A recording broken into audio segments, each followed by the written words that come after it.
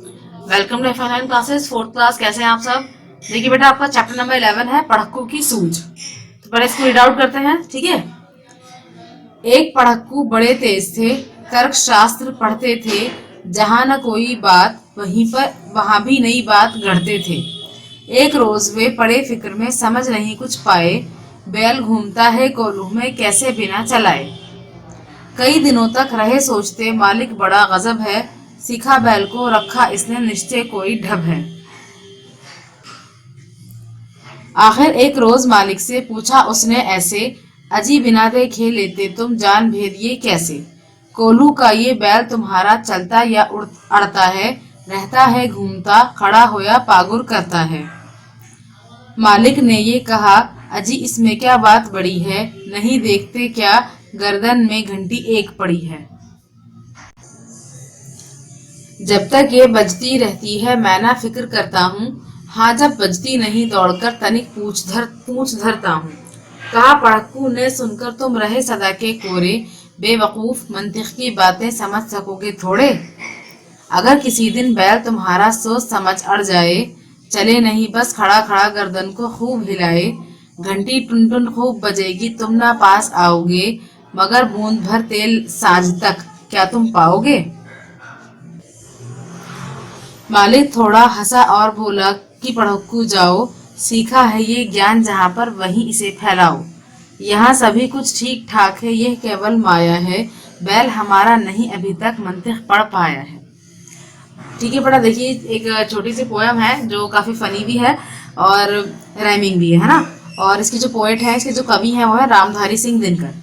तो क्या बताया गया इसके अंदर, पढ़क्कू पढ़क्कू बोलते हैं यानी जो पढ़े लिखे लोग होते हैं, पढ़े लिखे भी वो यानी मंतिक बोलते हैं, लॉजिक है ना, लॉजिक को बोलते हैं एक तरीके से। लॉजिक हर चीज के पीछे लॉजिक तलाश करने वाली जो सिचुएशन होती है।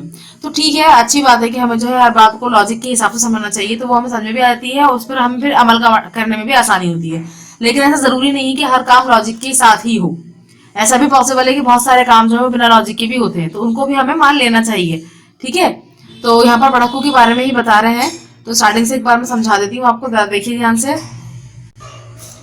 एक पढ़क्कू बड़े तेज थे, तर्क शास्त्र पढ़ते थे, जहां न कोई बात वहां भी नई बात गढ़ते थे। यानी कोई एक पढ़क्कू थे, यानी कोई एक इंसान था पढ़क्कू, और वो जो है तर्क शास्त्र पढ़ा करता था। तर्क शास्त्र यानी वो लॉजिक पढ़ा करता था, लॉजिक की जो सब्जेक्ट है, लॉजिक पूरा बाकायदा उसको पढ़ा करता था। और जहां पर किसी बात की जरूरत भी नहीं होती थी, वहां पर भी वो नई नई बातें बना लिया करता था। ठीक है, एक रोज वे पड़े फिक्र में, समझ नहीं कुछ पाए, बैल घूमता है कोल्हू में, कैसे बिना चलाए। अब एक रोज जो है वो बैठे थे सोच में, और लेकिन उन्हें समझ में नहीं आ रहा था। क्या समझ में नहीं आ रहा था कि जो बैल है वो बैल कोल्हू में कैसे घूमता है बिना चलाए। देखिए क्या होता है कि जब तेल निकालते हैं ना तिल से या सरसों वगैरह से, तो वो कोल्हू का बेल बना देते। कोल्हू का जो बेल होता है, तो कोल्हू एक मशीन टाइप होती है, उसको जो है ना बैल घुमाता है। उस बैल के घुमाने से जो उसके अंदर सामान है वो पिसता है, उसके पिसने से जो उसमें से तेल निकलता है। ठीक है, तो अब जो है पढ़क्कू जो है ये सोच रहे हैं कि बैल घूमता तो है कोल्हू में, लेकिन इसको कोई चलाता तो नहीं है, ये खुद ही खुद घूम रहा है। कैसे घूम रहा है? खुद ही खुद। कई दिनों तक रहे सोचते, मालिक बड़ा गजब है, सीखा बैल को, रखा इसने निश्चय कोई ढब है। तो कई दिन तक तो ये सोचते रहे कि जो मालिक है यानी बैल का जो मालिक है वो बहुत ही गजब आदमी है, मतलब बहुत अच्छा आदमी है, कि बहुत ज्यादा परफेक्ट आदमी है, कि उसने बैल को भी सिखा रखा है कि कैसे घूमना है, यानी उसको कोई तरीका सिखा रखा है कि इसमें से तेल कैसे निकालना है। आखिर एक रोज मालिक से पूछा उसने ऐसे, अजी बिना देखे लेते तुम जान भेद ये कैसे। तो आखिरकार वो परेशान हो गए और पढ़क्कू ने जाकर मालिक से पूछ लिया कि भाई देखो, मुझे एक बात बताओ कि तुमने जो है ये जो एक राज है, ये जो तरीका है, तुमने कैसे सिखा रखा है इस बैल को। ठीक है, और ये तुम कैसे पता लगाते हो? क्या पता लगाते हो? कोल्हू का ये बैल तुम्हारा चलता है या अड़ता है, चलता या अड़ता है, रहता है घूमता, खड़ा हो या पागुर करता है। ठीक है, तो अभी कह रहे हैं कि अब तुम ये बताओ कि तुम्हें कैसे पता चलता है कि तुम्हारा जो बैल है वो काम कर भी रहा है या सिर्फ खड़ा हुआ है। ठीक है, या फिर वो मतलब घूम रहा है, कोल्हू के अंदर घूम भी रहा है, या फिर वो खड़ा हुआ खाली जुगाली कर रहा है, यानी जो घास वगैरह वो खाता है वो खा रहा है। तुम्हें कैसे पता चलता है? मालिक ने ये कहा, अजी इसमें क्या बात बड़ी है, नहीं देखते क्या गर्दन में घंटी एक पड़ी है। तो उसके मालिक ने कहा कि भाई इसमें कौन सी बड़ी बात है, तुम देख नहीं रहे इस गले में घंटी पड़ी हुई है, बैल के गले में। जब तक ये बजती रहती है मैं ना फिक्र करता हूँ, हाँ जब बजती नहीं दौड़कर तनिक पूछ धरता हूँ। तो अभी कह रहा है जो मालिक है वो कह रहा है कि जब तक ये घंटी बजती रहती है तो मैं समझ जाता हूँ कि भाई अभी तक जो ये घूम रहा है यानी काम कर रहा है, और जैसे ही बजती नहीं है तो मुझे पता चल जाता है कि बैल जो है वो रुक गया है। मैं फौरन आकर के इसकी पूंछ पकड़ लेता हूँ और इसको जो है दोबारा से चलाना शुरू कर देता हूँ। कहा पड़क्कू ने, सुनकर तुम रहे सदा के कोरे, बेवकूफ मंतिक की बातें समझ सकोगे थोड़े। तो आप पड़क्कू ने ये बात सुनकर कहा कि तुम बिल्कुल ही बेवकूफ हो। बेवकूफ मतलब नहीं, बिल्कुल ही जो है क्या हो, कोरे हो। कोरे बोलते हैं यानी जिसको कुछ अकल ना हो, है ना। बिल्कुल ही कोरे हो, तुम्हें मंतिक की बातें समझ थोड़ी आएंगी। अब क्या बात है मंतिक की। अगर किसी दिन बैल तुम्हारा सोच समझ अड़ जाए, चले नहीं बस खड़ा खड़ा गर्दन को खूब हिलाए। आप कह रहे हैं कि अगर किसी दिन ऐसा हो कि तुम्हारा जो बैल है उसको थोड़ी समझ आ जाए, है ना, और वो क्या करे, वो गोल गोल ना घूमने के बजाय वो क्या करे, एक जगह पर खड़ा रहे और सिर्फ गर्दन हिलाता रहे, तो घंटी तो बजती रहेगी, है ना। घंटी टुन टुन खूब बजेगी, तुम ना पास आओगे, मगर बूंद भर तेल सांझ तक भी क्या तुम पाओगे। तो आप कह रहे हैं कि घंटी तो खूब बजेगी टुन टुन, है ना, और लेकिन तुम पास नहीं आओगे, क्यों, सोचोगे कि वो तो बैल तो काम में लगा हुआ है। लेकिन ये देखो जरा, तुम शाम तक तुम्हें क्या जरा सी भी बूंद मिलेगी तेल की? नहीं मिलेगी, क्योंकि वो तो खड़ा रहेगा ना। अगर उसको अकल आ गई तो, अगर उसने ऐसा कर लिया तो। मालिक थोड़ा हंसा और बोला कि पढ़क्कू जाओ, सीखा है ये ज्ञान जहां पर वहीं इसे फैलाओ। अब मालिक जो है इस बात पर जो है थोड़ा हंसा और बोला कि पढ़क्कू जाओ यहाँ से, मतलब यहाँ से जाओ तुम, जहां से तुमने सारा ज्ञान सीखा है ना वहीं पे जाके इसको फैलाओ, यहाँ मत फैलाओ। यहाँ सभी कुछ ठीक ठाक है, यह केवल माया है, बैल हमारा नहीं अभी तक मंतिक पढ़ पाया है। तो अब वो कह रहा है कि मालिक ने कहा है कि देखो यहाँ सब ठीक ठाक चल रहा है, और जो तुम कह रहे हो ना ये सिर्फ कहने की बात है। माया का मतलब एक तरह का धोखा टाइप है ये। और बैल जो है ना वो हमारा ऐसा करेगा नहीं कुछ भी कि वो खाली खड़ा रहे और गर्दन हिलाता रहे। क्यों? क्योंकि उसने मंतिक नहीं पढ़ी। यानी बैल जो है वो एक जानवर है, और जानवर जो है वो इतना अकलमंद नहीं होता जितना इंसान होता है ना। तो इसलिए बैल ने जो है मंतिक नहीं पढ़ी है, तो इसलिए वो ऐसा कुछ नहीं करेगा। तुम जाओ जहां से तुम ये ज्ञान सीख कर आए वहीं जाकर बताओ, वहीं फैलाओ उसको, ठीक है बेटा। तो ये छोटी सी एक पोयम थी, पढ़क्कू की सूझ, और इसके कवि कौन है बेटा? रामधारी सिंह दिनकर। ठीक है, देखते हैं इसमें क्या प्रैक्टिस वर्क है। देखिए बेटा, इसका फर्स्ट क्वेश्चन है आपका कविता में कहानी। तो कविता में कहानी देखते हैं क्या कहना चाह रहे हैं ये। पढ़क्कू की सूझ कविता में कहानी कही गई है, इस कहानी को तुम अपने शब्दों में लिखो। यानी जो हमने पढ़ी है ये कविता, ये एक पोयम है ना, तो हमें इसको कहानी की फॉर्म में लिखना है। यानी वो कहते हैं ना नज्म और नसर, तो हमने पढ़ी तो नज्म है और हमें नसर में लिखना है इसको, ठीक है। यानी पैसेज की फॉर्म में लिखना है इसको। तो किस तरह लिखेंगे देखिए जरा। एक दिन पढ़क्कू समझ नहीं पाया कि कोल्हू का बैल बिना चलाए कैसे घूमता है। उनको लगा मालिक ने बैलों को कोई तरीका सिखा रखा है।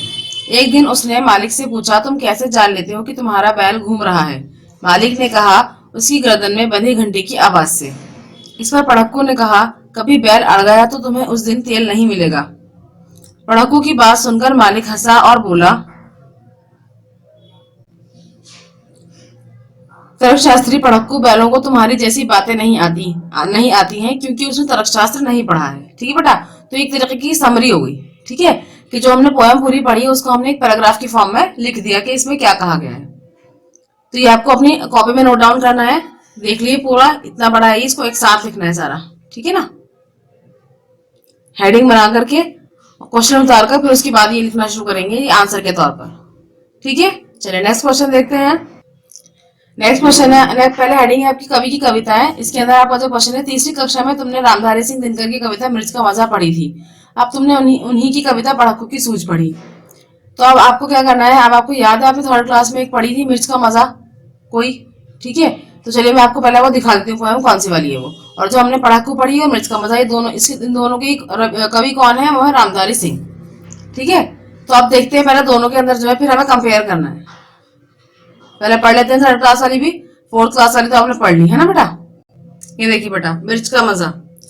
एक काबुली वाले की कहते हैं लोग कहानी, लाल मिर्च को देख गया भर उसके मुंह में पानी, सोचा क्या अच्छे दाने हैं खाने से बल होगा, ये जरूर इस मौसम का कोई मीठा फल होगा। एक चवन्नी फेंक और झोली अपनी फैलाकर, कुंजड़िन से बोला बेचारा ज्यों त्यों कुछ समझाकर, लाल लाल पतली छीमी हो चीज अगर खाने की, तो हमको तो तोल छिमिया फकत 4 आने की। हाँ ये तो सब खाते हैं, कुंजड़िन झट से बोली, और शेर भर लाल मिर्च से भर दी उसकी झोली। मगन हुआ काबुली फली का सौदा सस्ता पाके, लगा चबाने मिर्च बैठकर नदी किनारे जाके। मगर मिर्च ने तुरंत जीभ पर अपना जोर दिखाया, मुंह सारा जल उठा और आंखों में जल भर आया। पर काबुल का मर्द लाल छीमी से क्यों मुख मोड़े, खर्च हुआ जिस पर उसको क्यों बिना सधाए छोड़े।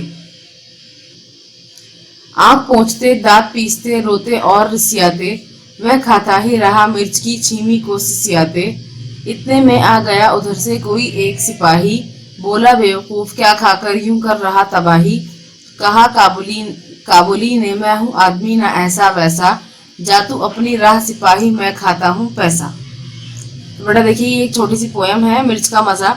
इसके अंदर बताया है इन्होंने कि एक पठान है, काबुली वाला है ना, यानी काबुल रहने की जगह है, तो वो वहाँ से काबुल से आया है। वहाँ पर जो है उसने कुछ मतलब उसको कुछ खाने की चीज़ चाहिए, तो उसने लाल मिर्च को देख लिया। उसको लगा कि ये कोई मौसम का फल है, मीठा है, जो मीठा होगा शायद, तो उसने वो खरीद लिया। वो उसको मिल भी सस्ते में गई, मतलब एक बुढ़िया से उसने खरीद लिया। कुंदन बोलते हैं जो सब्जी बेचने वाली होती है ना, तो उससे जो उसको सस्ते में मिल गई, तो उसे बड़ा अच्छा लगा कि बड़ी खुशी हुई उसको कि सस्ते में ज़्यादा चीज़ मिल गई। और उसके बाद जो है उसने उसको खरीद लिया, और खरीदने के बाद उसको पूरी झोली भर के उसको खूब सारी मिल गई वो मिर्चें। और उसके बाद वो उसको ले जाकर के एक नदी किनारे पर बैठ गया, और नदी के किनारे पर जाकर बैठ करके उसने उसको खाना शुरू करा। जैसे ही उसने खाना शुरू किया, एक पहली मिर्च के अंदर ही उसके पूरे मुंह में मिर्चें लग गई। ठीक है, उसका पूरा का पूरा मुंह जो है वो पूरा सुर्ख हो गया मिर्च की तरह, यानी उसको इतनी मिर्च लग रही थी। लेकिन उसने सोचा कि जब मैंने पैसा खर्च किए हैं तो मैं इसको जो है खाकर ही छोड़ूंगा, मैं इसको बर्बाद नहीं करूंगा। तो ये इसके अंदर है कि ये मतलब फनी बात है कि उसने अब यहाँ पर फिर एक सिपाही आया, उसने कहा कि इसको क्यों खा रहा है, ये मतलब नुकसान की चीज़ है। तो उसने कहा कि मैं कोई बेवकूफ़ नहीं हूँ, मैं जो है अच्छा खासा मतलब ऐसा वैसा आदमी नहीं हूँ, अक्लमंद आदमी हूँ। तुम जाओ यहाँ से, मुझे पता है कि मुझे क्या करना है, मैं अपना पैसा खा रहा हूँ, यानी जो मैंने खर्च किया है उसको मैं खा रहा हूँ। तो बेटा ये पोएम है मिर्च का मज़ा, और इसकी जो पोएट है वो भी रामधारी सिंह है। ठीक है, अब हमें कंपेयर करके क्वेश्चन आंसर्स करने हैं इसके। पहला प्रश्न है, दोनों में से कौन सी कविता पढ़कर तुम्हें ज्यादा मजा आया। तो सबके अपने अलग अलग चॉइस हो सकती है ना, हो सकता है कि किसी को पढ़ाकू पढ़कर मजा आया, हो सकता है किसी को मिर्च का मजा। तो मैंने इसका आंसर कॉमन लिख दिया है, तो आप उस हिसाब से इसका आंसर लिखेंगे। ठीक है, और दूसरा वाला भी देख लीजिए साथ साथ, तुम्हें काबुली वाला ज्यादा अच्छा लगा या पढ़ाकू, या कोई भी अच्छा नहीं लगा। दोनों में से कौन सा अच्छा लगा आपको, ये काबुली वाला या फिर पढ़ाकू, तो उसके बारे में लिखना है। फिर अगर कोई भी अच्छा नहीं लगा तो उसके बारे में भी लिखना है। ठीक है, और जो प्रश्न का है इसको आप कट कर दीजिएगा। और खा के आंसर्स देखिए। देखिए बेटा, हमें मिर्च का मजा कविता पढ़कर बहुत मजा आया, जिसमें भोलेपन में काबुली वाले ने मिर्च को फल समझकर खा लिया था। ठीक है, तो मैंने इसका जनरल आंसर लिख दिया है। और प्रश्न खा के उत्तर में देखिए, हमें काबुली वाला ज्यादा अच्छा लगा, वह भोला और सीधा था। ठीक है, अगली हेडिंग देखिए, मेहनत के मुहावरे। कोल्हू का बैल ऐसे व्यक्ति को कहते हैं जो कड़ी मेहनत करता है या जिससे कड़ी मेहनत करवाई जाती है। मेहनत और कोशिश से जुड़े कुछ और मुहावरे नीचे लिखे हैं, इनका वाक्यों में इस्तेमाल करो। बेटा मुहावरे क्या होते हैं, मुहावरे जो है पूरी बात का जिस्ट होते हैं, है ना। कोल्हू का बैल जो है वो बहुत मेहनत करता है, तो यानी कोल्हू का बैल का मतलब होता है वो कोई भी इंसान जो बहुत मेहनत करता हो या फिर उससे बहुत मेहनत करवाई जाती हो। ठीक है, तो ऐसी मेहनत से जुड़े हुए कुछ मुहावरे और हैं, जैसे दिन रात एक करना, पसीना बहाना, एड़ी चोटी का जोर लगाना। ठीक है, तो ये भी मेहनत के मुहावरे हैं, मेहनत से रिलेटेड है ये तीनों भी। तो इनसे आपको क्या बनाना है, वाक्य बनाना है। ठीक है, अपने अपने वाक्य में इनका प्रयोग करना है। देखिए किस तरह करेंगे इसको। देखिए बेटा यहाँ पर है दिन रात एक करना, दिन रात एक करना, तो उससे आप क्या बनाएंगे सेंटेंस, उसने प्रथम आने के लिए दिन रात एक कर दिया। ठीक है, इसके बाद है पसीना बहाना, जिंदगी में कामयाब होने के लिए पसीना बहाना पड़ता है। इसके अलावा थर्ड है एड़ी चोटी का जोर लगाना, चोर को पकड़ने के लिए पुलिस ने एड़ी चोटी का जोर लगा दिया, यानी बहुत मेहनत की। समझ में आई बात। तो इसके अंदर आप कोई और सेंटेंसेस भी बना सकते हैं, मतलब तीनों का यही है कि मेहनत करना, बहुत ज्यादा मेहनत करना। ठीक है, तो ये भी लिख सकते हैं आप नोटबुक में, और आप दूसरे भी बना सकते हैं अगर आप चाहें। नेक्स्ट क्वेश्चन देखिए, नेक्स्ट क्वेश्चन है बेटा आपका, पढ़क्कू का नाम पढ़क्कू क्यों पड़ा होगा। पढ़क्कू का नाम पढ़क्कू क्यों पड़ा होगा, शायद इसलिए कि शायद वो ज्यादा पढ़ता होगा, है ना, हो सकता है। अच्छा, उसके अलावा देखिए, तुम कौन सा काम खूब मन से करना चाहते हो, उसके आधार पर अपने लिए भी पढ़क्कू जैसा कोई शब्द सोचो। देखिए इसके आंसर्स। देखिए प्रश्न का क्या उत्तर है बेटा, वह दिन रात पढ़ता होगा इसलिए उसका नाम पढ़क्कू पड़ा होगा, है ना। तो यही कहा था मैंने आपसे, इसका आंसर ये हो सकता है।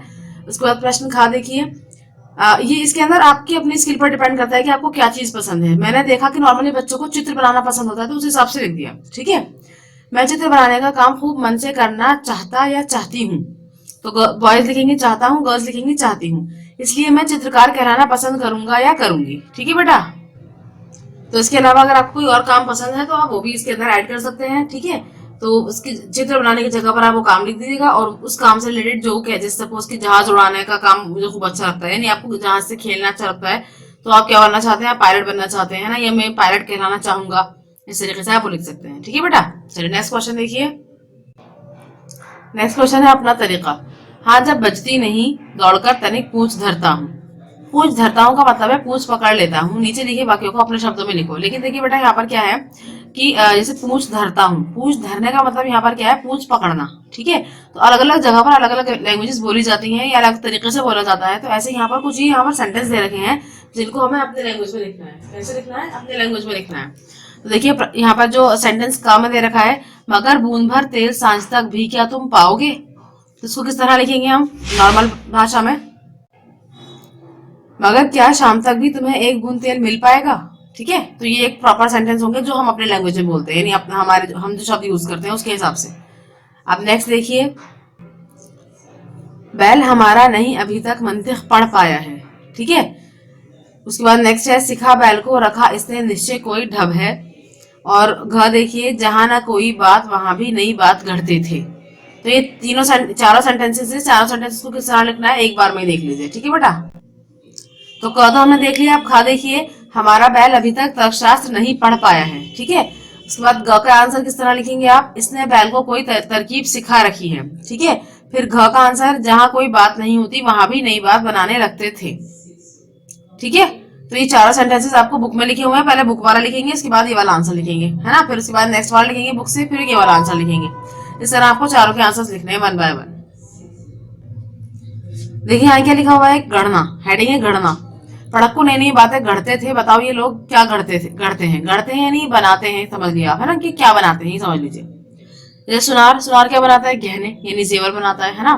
लोहार क्या बनाता है, लोहे की चीजें बनाता है। ठठेरा क्या बनाता है, धातु के बर्तन बनाता है। कवि क्या बनाता है, कविता बनाते हैं, है ना। और कुम्हार क्या बनाते हैं, मिट्टी के बर्तन बनाते हैं। और लेखक क्या बनाते हैं, कहानी बनाते हैं। ठीक है, तो इसको आपको बुक में नोट डाउन करना है, और बाकी सभी काम जो है आपको अपनी नोटबुक में करना है। हिंदी की प्रॉपर लेसन नंबर, लेसन का नाम, उसके बाद काम स्टार्ट कीजिएगा। ठीक है, प्रॉपर डेट डालकर कि जिस भी डेट पे आपकी वीडियो आपके पास पहुंचती है उस डेट पे। ठीक है, नेक्स्ट क्वेश्चन देखिए। ये देखिए बेटा, यहाँ पर अगली हेडिंग है अर्थ खोजो। नीचे दिए गए शब्दों के अर्थ अक्षर जाल में खोजो। यानी यहाँ पर ना आपको ये शब्द दे रखे हैं, 5 शब्द हैं, ढब, भेद, गजब, मंतिक, छल। तो इनके आपको अर्थ ढूंढने हैं इस वाले बॉक्स में से। ठीक है, तो अब सबसे पहला जो वर्ड है वो है ढब। तो ढब का मतलब होता है बेटा तरीका। ठीक है ना, इसको आप ऐसे सर्कल कर लेंगे, तरीका। उसके बाद नेक्स्ट है भेद। भेद का मतलब क्या होता है, राज, है ना, तो इसको आप ऐसे सर्कल कर लेंगे, राज। फिर आ जाएगा गजब। गजब का मतलब क्या होता है, कमाल। ठीक है, तो यहाँ पर आ जाएगा कमाल इसका अर्थ। फिर आता है मंतिक। मंतिक का मतलब क्या होता है, तर्कशास्त्र। ठीक, उसके बाद आता है छल। छल का मतलब क्या होता है, धोखा। समझ में आई बात। तो ये आपका चैप्टर यहाँ पर कंप्लीट हो गया है। इसको बहुत ध्यान से कर लीजिएगा सारे काम को। आई होप आपको समझ में आया होगा। So thank you, thanks for watching. Allah Hafiz.